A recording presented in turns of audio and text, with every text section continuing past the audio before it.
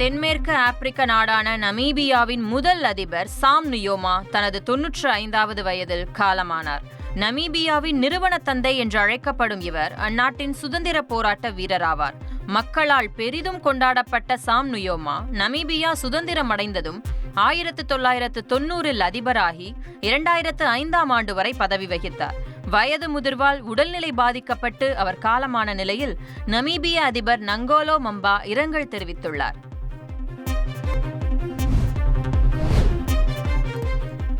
போர் ஒப்பந்தத்தின்படி வடக்கு காசாவை காசாவின் பிற பகுதிகளில் இருந்து பிரிக்கும் நெட்சரிம் பாதையில் இருந்து இஸ்ரேல் படைகள் திரும்ப பெறப்பட்டன.